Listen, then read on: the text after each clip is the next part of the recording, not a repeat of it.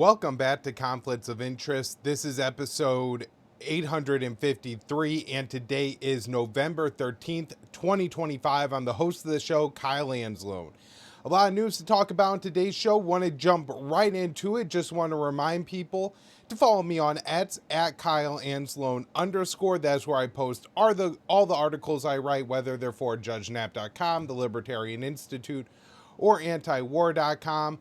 Additionally, it's a very easy place to find both Conflicts of Interest and my other show, the Kyle Anzalone Show, on there. For an update on the Kyle Anzalone Show, today Dave DeCamp will be returning to the show, so check that out at 4:45 Eastern. And on Monday, I am very excited to interview my good friend Craig Pasta Jardula. So if you want to check out those episodes, be sure you subscribe to the Kyle Anzalone Show. It is the top link in the show notes page. All right, getting into the news for today. U.S. aircraft carrier strike group now positioned near Venezuela. And so this was on Tuesday that the 4th Fleet said that the USS Gerald R. Ford aircraft carrier and its strike group, so that's several support ships. I believe it's 2 guided missile destroyers, some cruisers, and then, several other ships and warships and things like that. I think there's a literal combat ship in that deployment as well. And as I have mentioned, maybe on the last episode of the show, but certainly this month, that I felt like if the U.S., and I think it's likely, is going to begin striking on land in Venezuela, maybe cartel targets, maybe even starting off with government and military targets, that they will wait until this aircraft carrier strike group is positioned to do so. So now that the Ford is in Southern Command's area of command, that means that it is probably pretty near positioned, if not fully ready to go ahead and start taking involvement in this war. I can't imagine that they are moving this aircraft carrier strike group just as a show of force. It's possible that this really is all a psychological warfare campaign against Maduro and his generals. That's why they leaked the story to the press that Trump had authorized the CIA to conduct covert lethal operations inside of Ukraine. I think that's why, they're doing the mock bombing runs. They're trying to either scare Venezuelan President Nicolas Maduro or his generals to either flee the country or to turn on Maduro, right? I think that's their goal at this point. Now, when that doesn't work, and I think we could be pretty confident that that won't work, the U.S. has been trying similar strategies to this for several years now, and it's just it hasn't worked. It hasn't been there. There's loyalty between Maduro and his generals. Even when they pulled the coup in 2002 and forced Chavez, who was Maduro's predecessor, to leave the country for, I think, maybe 24 or 48 hours, they didn't have control enough of the military, and Chavez was able to retake power in Caracas. And then, of course, most famously in 2019, the plan was we had bribed the generals, we had set the stage for the generals to turn on Maduro, and they didn't do it. I don't see any factors that are different this time than the last time, so this strategy seems unlikely to work. When the psychological war doesn't drive Maduro from power, then what is the big question? I don't think Trump is necessarily going to say, I've engaged in this massive military buildup in the Caribbean, and now we bombed 24 drug boats, I'm calling it a day. I think with the amount of military resources that we now have deployed there, that, there are going to be land strikes in Venezuela coming. Maybe weeds by the end of the year is certainly my guess at this point. Speaking of the mock bombing runs, we did have another one of those this week. B-52s, I believe they take off from an Air Force base in Louisiana, fly right on up to the lines of the Venezuelan airspace, and then they turn around. So for the Venezuelans, I'm sure every time this happens, they're on high alert. They're not sure if this is a real attack or not. And certainly an action like this, especially when you're dealing with a weaker state like Venezuela, where No doubt, in any war, the Americans would have the ability to destroy Venezuela and inflict far more damage on Venezuela than that Venezuela could inflict on the US or some of our allies in the region or our warships and troops deployed to the region. There's just a massive, massive disparity of power and wealth between these two countries. That being said, Venezuela does possess some offensive capabilities, and if they were convinced that an American attack was coming, was in the, what was in the works was coming, then they might feel that they're in a use it or lose it scenario. That they know that America has intelligence on where their missile launchers, their arms depots, their drone facilities, their army barracks are. And if the U.S. was going to elect to go to war and take out those military targets first, Venezuela may feel that, well, look, we'll just launch all of our missiles right now, do as much damage as we can, and then we'll kind of see where the chips fall after the U.S., the damage from the U.S. strike. So I do think that's something that we have to take into account, where you got a rat cornered here, right? You got a wild animal cornered, and even though you're bigger and stronger and could certainly kill that animal is going to bite you before it lets you kill it, right? And even if, it's cornered, it'll bite first, it'll strike first, it'll get aggressive first because it feels it doesn't have any other options. And I think we kind of have to look at Venezuela in that scenario, in that condition right now, where we could actually almost unintentionally start the war, right? Where, we're threatening Maduro in Venezuela so much, we're conducting all these aggressive shows of force, we're trying to drive Maduro from power, and Venezuela misreads that, believes that a war is not only coming, but is imminent, right? It's not by the end of the year, it's by the end of the day. They go ahead and they launch a massive missile salvo against the U.S. ships in the region, and now we're at that full-scale war, and probably at the cost of some American lives in that exchange. So this is going to be a nightmare. This is really, really bad news. I'm very concerned about it.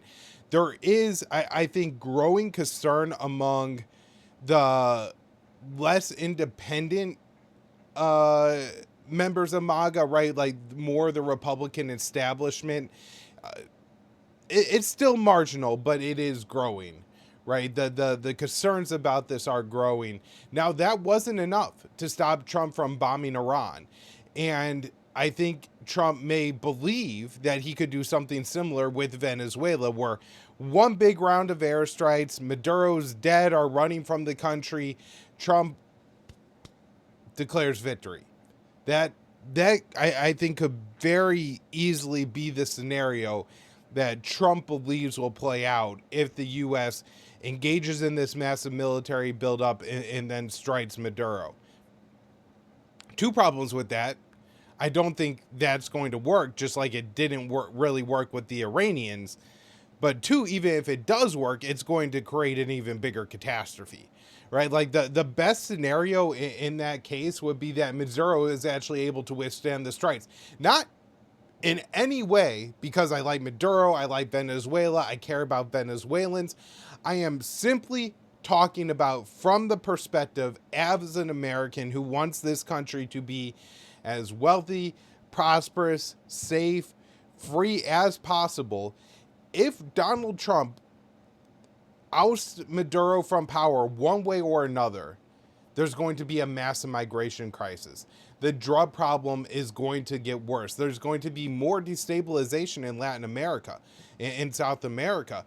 People don't realize this, but Guyana, one of Venezuela's neighbors, there's a territorial dispute over 2/3 of Guyana's territory, right? There's a lot of room for, different actors to come in, try to take this territory for something that was meant to be a short strike regime change operation turns into a massive conflict in South Africa with different warring parties getting involved, trying to insert different interests. And this could be a conflict that rages on, that simmers for decades. And again, creates a steady flow of migration to the United States, which of course is going to have secondary effects leading to more drug trafficking to the United States. This is not a good policy for average Americans. All right, so next up here, I have this very interesting story that I wrote for the Libertarian Institute on November 11th. German investigators say Ukrainian military unit carried out Nord Stream bombings. And, you know, the evolution of who the West is blaming for the Nord Stream pipeline bombings is so interesting. Happens in September 22, immediately.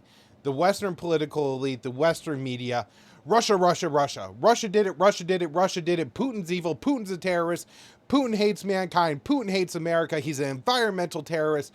We got to get rid of Putin. This is more evidence that we need to double down on our support for Ukraine. More sanctions on Russia. Russia, evil, Putin, Hitler. That was the literal narrative that came out after the Nord Stream bombings. And the entire independent media was like, that doesn't make a lot of sense. Putin, the leader of Russia, the country that half owns the Nord Stream pipelines, the country that profits from its natural gas being shipped through these pipelines into Central Europe, massive infrastructure projects cost tons of money, that Putin blew those pipelines up when he simply could have turned them off, that he could have stopped selling gas to Germany if that's what he wanted to do, never made any sense to anyone. There was no coherent, rational case that Russia would have blown up its own pipelines. And then Seymour Hersh comes out with reporting and says it was the Americans. And he has some evidence from this. He spoke to some sources.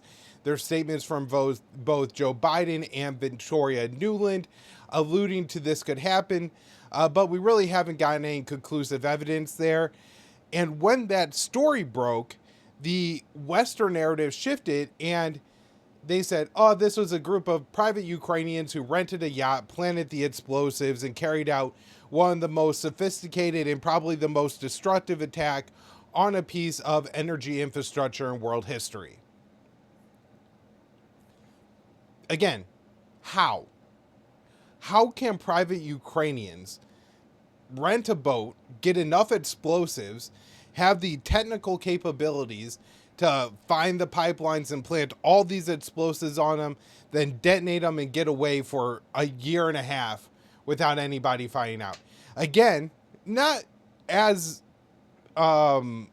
unrealistic as the narrative that Russia did it, but there's a lot of holes here. So now we're getting another story from the West, and this time it was the Ukrainians. Not private Ukrainians, but the Ukrainian government. So they don't actually implicate Zelensky at this point. They're saying that the attack was carried out under the direct supervision of General Valery Zaluzhny, who was then the commander of the Ukrainian armed forces. Now he is the Ukrainian ambassador to the UK.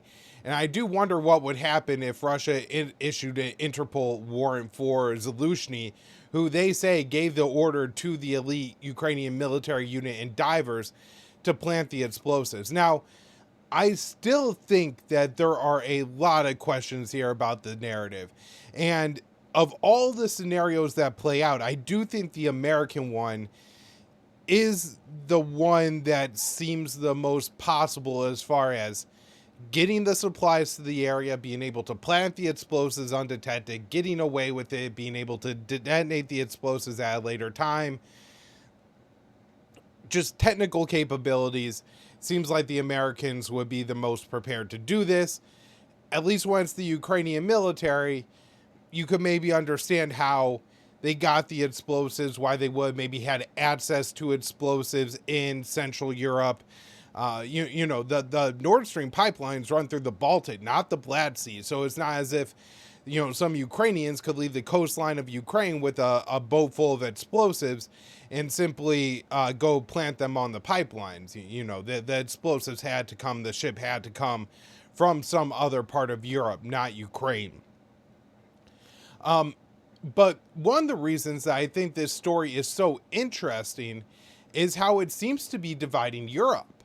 So Germany was very careful about how they issued the arrest warrant, the European arrest warrant for the first man. They haven't identified either by name.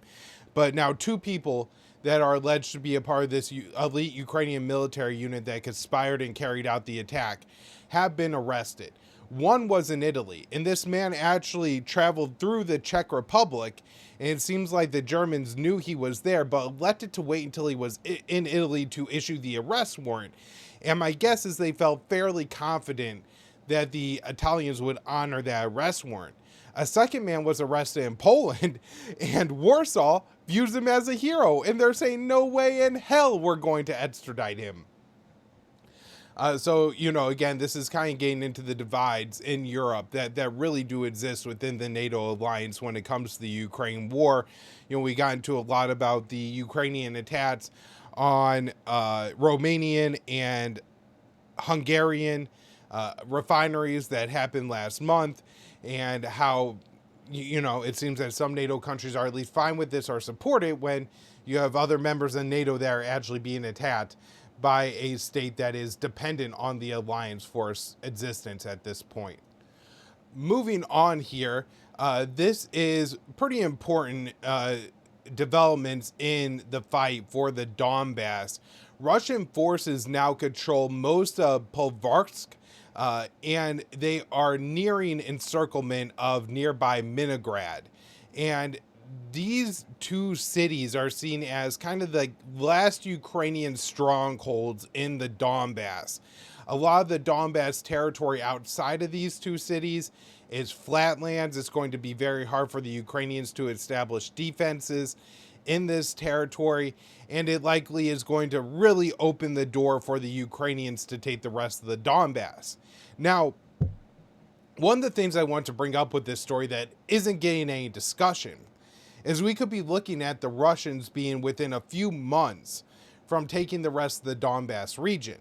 Now, just a few months ago, Russia was saying that we're willing to give Ukraine back some territory, I think in Sumy and Kharkiv, so this is northern Ukraine, if Ukraine is willing to cede the rest of the Donbass to Russia. And everybody says, oh, how can they expect the Ukrainians to give up territory that they still control? This is absurd. This is an unreasonable demand by Vladimir Putin. But that territory was never going to belong to the Ukrainians long term anyways. The Russians were going to take the rest of the Donbass, and in August, we now see they were on the cusp of doing so. Right, within a few months, this territory was going to belong to Russia anyways.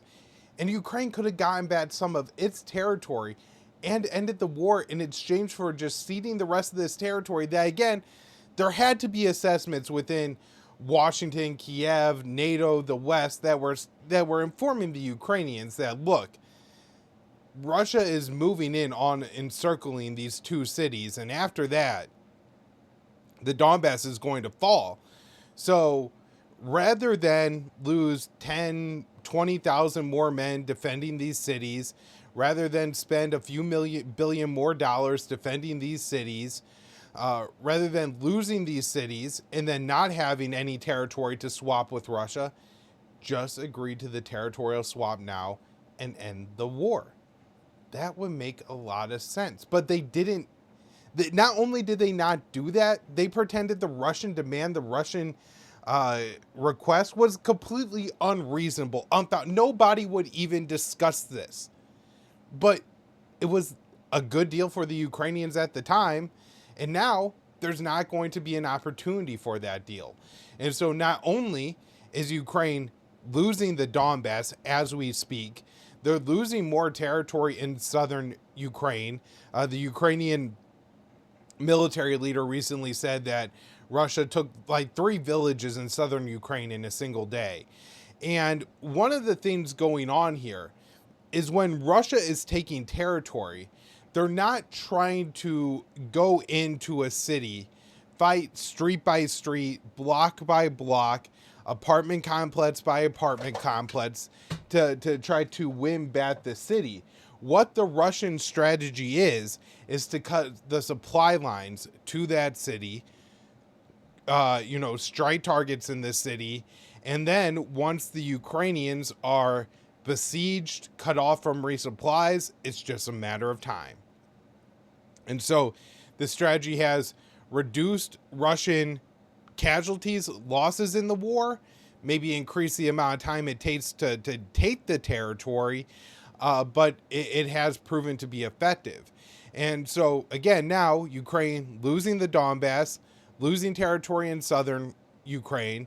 They're actually losing more territory in the north in Kharkiv and Sumy, but now they're not even going to have territory to swap with the Russians to regain some of that territory in northern Ukraine. So that was a real blunder by the Ukrainians not taking that deal. All right, maybe the most important story I have here today. Ukrainian air defenses are increasingly ineffective against Russian drones. And so this is an issue I've really been trying to hammer home for a couple of years now, but particularly under the Trump administration, that Ukraine is facing a supply chain, a logistics issue. Is not merely a matter of if we give Ukraine enough, they could win this war. And particularly when it comes to air defenses, there isn't enough. The U.S. currently possesses only 25% of the Patriot interceptors it needs to carry out its battle plans. There's I think like a 5 or 10 year wait list already for new Patriot systems. So the air defense supply in the West has been largely depleted through the first 3.5 years of this war. We only make 600 new Patriot interceptors a year. They only produce a handful of new Patriot systems every year. And other interceptors are in similar supply issues. The interceptors cost multiple times, 5-10 times more to make than the Russian drones and missiles that they shoot down. Simply put, it's not sustainable. It cannot last. And as this war goes on, it's been much easier, and I think this is going to just prove to be true of warfare over the next few decades, that it's far easier to advance the offensive missiles and drones capabilities to evade air defenses than it is to advance the air defense systems capabilities to stay ahead of the curve to be able to down high percentages of Russian drones and missiles. So right now, the missile interception rate is an abysmal 37%, and the drone interception rate is at 80%. Now, that might sound pretty good. The problem is Russia is launching 5,400 drones a month, which means 1,200, 1,300 are getting through. That's a lot of drones hitting Ukrainian cities and targets every month, causing massive blackouts in Ukraine. Now, Russia stepping up the drone and missile strikes in Ukraine has actually been, I think, a big part, a response to Trump and Zelensky stepping up attacks on Russian energy infrastructure, which has also caused some blackouts and energy disruptions in Russia, to a far lesser degree and extent than it has in Ukraine, but it has. And so Russia has responded by hitting Ukrainian energy infrastructure. And so I really do believe we are coming up here on the breaking point. If not for the Ukrainian military, for Ukrainian society, it is going to be a cold, dark winter in Ukraine. And that's not a good thing, right? Like, my country bears a lot of responsibility for the suffering of the Ukrainian people right now. Certainly Russia does too. But Russia wanted to end this war, and the Americans didn't. And now Ukraine is in the position that it's in. And there's nothing, for all the times that we told the Ukrainians, as much as it takes, for as long as it takes, that we will make sure that they are able to prevail in this conflict, we don't have the ability to do that. We don't. And so now what? Now the Ukrainians are going to lose. Putin is going to dictate terms to Zelensky, and the Ukrainian people are going to suffer. And I'm not sure this even plays out well for Russia in the long term when you look at the fact that Ukraine is going to be a rum state where a deep-seated hatred of Russia is culturally ingrained, where there are neo-Nazis with a lot of power. I mean, this situation that Russia is going to have in Ukraine is going to be a macro version of what Assad had in Syria, where he shipped all of the jihadists up to the Idlib province, where they just remained a festering sore in the side of the Syrian government for years and years and years and years. And while I don't think it's ever going to be likely that the Ukrainian neo-Nazis overrun Moscow like the jihadists did Damascus, you could see how creating a concentrated group of ideological fanatics with a essential motivation on killing Russians and revenge is going to be a massive long-term problem from the Russians that I'm not sure how that ever gets solved. All right, so next up here, this could be another major blow for the Ukrainians, although I'm not seeing a hell of a lot of evidence that the Western media is going to pay a whole lot of attention to it. So Ukraine's justice and energy ministers resign over corruption scandal.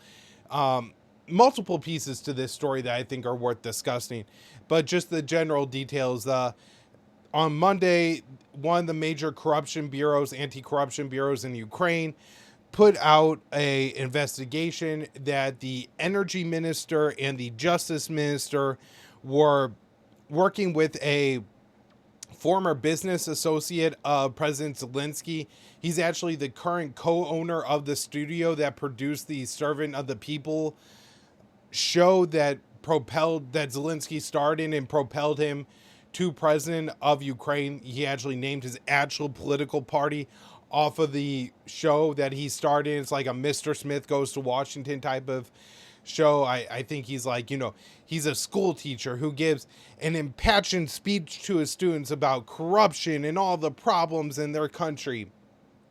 And that speech goes viral, and then he becomes president in the show, and he kind of follows a similar trajectory in real life, right? Like that's kind of how his presidency run plays out. So those people are all caught up in the corruption scandal, and it involved them giving away contracts to provide security for Ukrainian energy sites, but they were taking bribes to the company that they were giving the contracts to.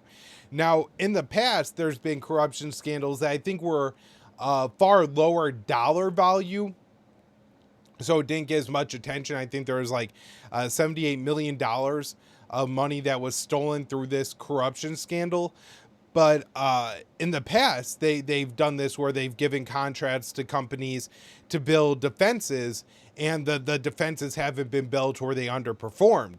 And so, I think a major question that has to be asked here is part of Ukraine's air defense problems, part of its problems defending its energy sites right now, not based solely on the ineffectiveness and the supply chain of the Western air defenses, but also as a result of corruption in Ukraine, leading to less capable parties getting contracts, and maybe those parties not doing a good enough job on, establishing the air defenses that they need to defend those facilities.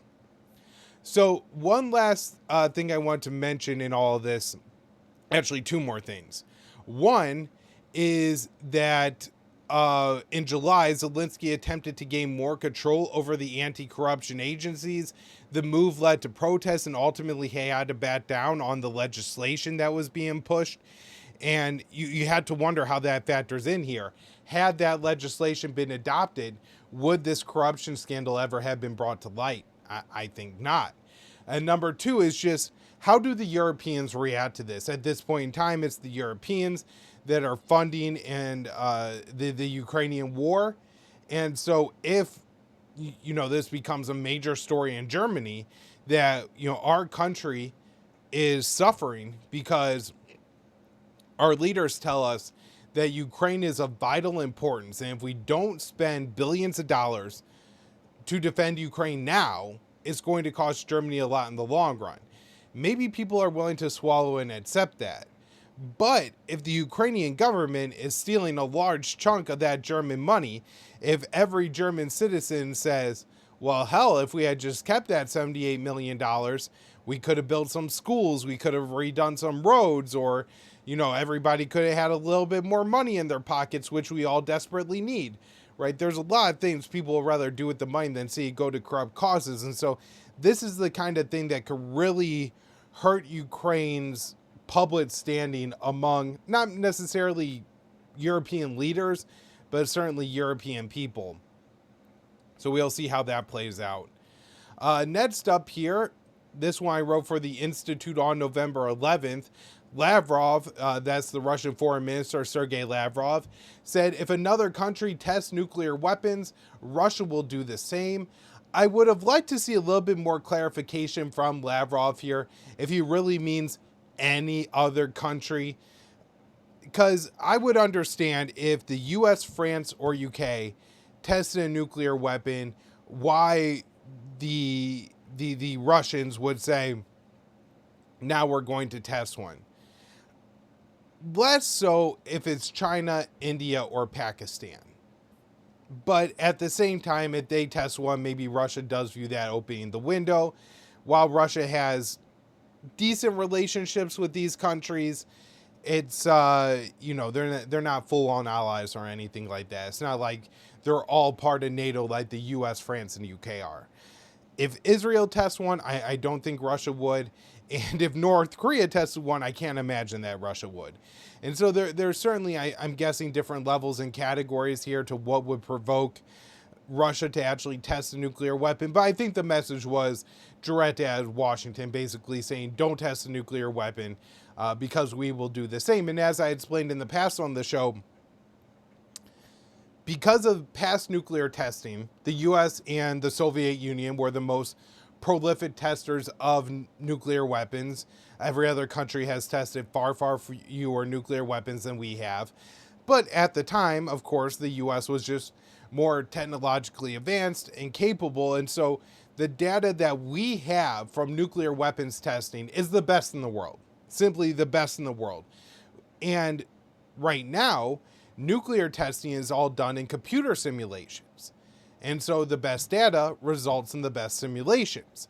So at the current standpoint, we benefit the most from the status quo when it comes to being able to figure out potential future nuclear developments or different warheads, different delivery systems, all of that we had the best advantage on. But if everybody starts testing nuclear weapons again, then the gap between Russia and the US now, between China and the US now, versus when nuclear weapons were last tested, has definitely shrunk if we're not at a distinct disadvantage. And so those data gaps are, it's possible that one of those countries actually gets ahead of the United States, but certainly they would narrow that data gap and be able to conduct similar, if not better, computer simulation testing in the future, giving them an edge over the United States versus the current status quo. All right, want to mention this story. Don't want to spend a whole lot of time on it because I'm sure I'm going to get one or two people saying, we already knew this. And of course, we already knew this. U.S. officials warned Secretary Blinken that Israel was committing war crimes in December of 2023. And so this was a big story by Reuters. We all knew this. We all knew Israel was committing war crimes. Many of us knew it by October 10th of 2023. But that the Biden administration had this information for over a year and chose not to act on it, I do think it's substantial that is being reported in the mainstream media now, and did just want to take a second to highlight it. All right, this one I wrote for JudgeNap.com on the 12th. Rubio, U.S. is making progress on getting UN to approve stabilization force for Gaza.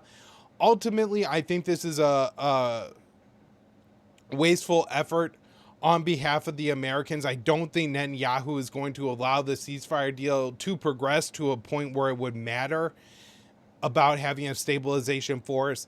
Israel has been pretty firm that they're not going to allow foreign troops in Gaza.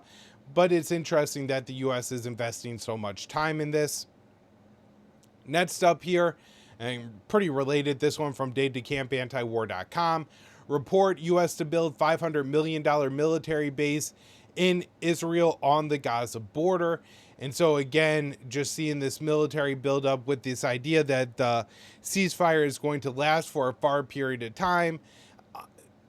In a couple of years, this military base, if it's there, is just going to be in like south central Israel. It's not really going to be on the border of Gaza because Israel is effectively taking Gaza.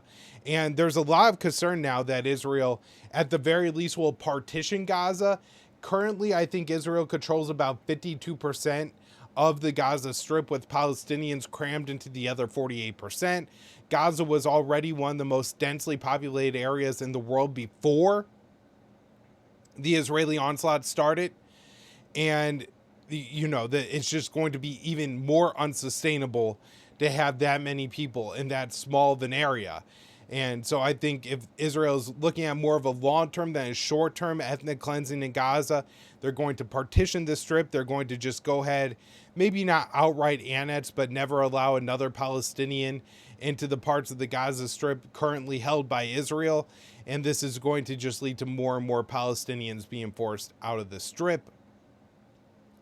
All right, couple stories that I want to mention here. Israeli restrictions on aid deliveries prevent Palestinian children from receiving vaccinations. I think this story does a good job of just showing the abject cruelty that Netanyahu and the Israeli government are engaged in right now. They let UNICEF bring in a few million vaccine doses over the past 2 years. As you could imagine, many Gazan children were unable to get their, kind of scheduled pediatric vaccines. And so UNICEF saw this ceasefire as an opportunity to come in, and we're just going to get all these kids vaccinated for polio. I'm drawing a blank on some of the other illnesses. Hepatitis, not hepatitis. No, it is hepatitis, right? Yeah. So, and a few others that they're going in and they're going to vaccinate all these kids for. Israel allows the doses of the vaccines in, and then they say no to the syringes. So they can't give them. They're wasted. It's just, I don't have many words to describe the level of cruelty that you have to engage in that policy, but it's sick, it's demented, and it's only the kind of thing you do if you're trying to conduct a genocide, if you're trying to wipe out the population. All right, next here, Israel shuts down Palestinian town and takes over homes. Want to mention this one just because the West Bank isn't getting a lot of attention right now. There's a narrative that there's peace in Israel right now. It's not the case. They are destroying Palestinian homes every single day. They actually took over Palestinian homes and turned them into a military barracks. As Americans, we have the Third Amendment for a reason, and we should all be appalled by this. Last story up here today, Trump sends letter to Israeli president seeking a pardon for Netanyahu.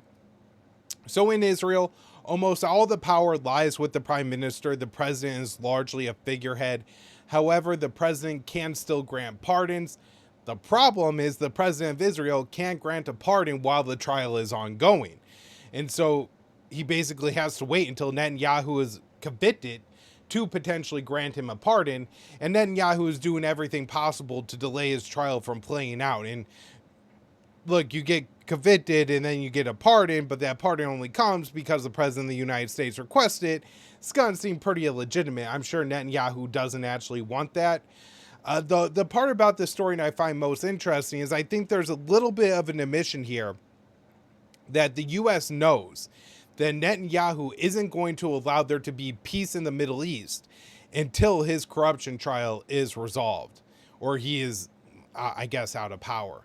And so Trump, I think, is doing this in an attempt to get his ceasefire deal through. Again, I think it's just going to kind of face political obstacles and problems in Israel, and Netanyahu isn't really going to want to go forward with this if he is in a position where he's got to be convicted first, right? He's going to continue to fight the trial. All right, everyone. I believe that will do it for today's show. I really appreciate you all so much for tuning in, sharing the show, liking the show, reading my articles, sharing out my articles, watching the Kyle Anzalone show. All of that has been absolutely huge. I will be back with some more episodes of Conflicts of Interest next week. New episode of the Kyle Anzalone show later today. Dave D. Camp is the guest. Don't miss it.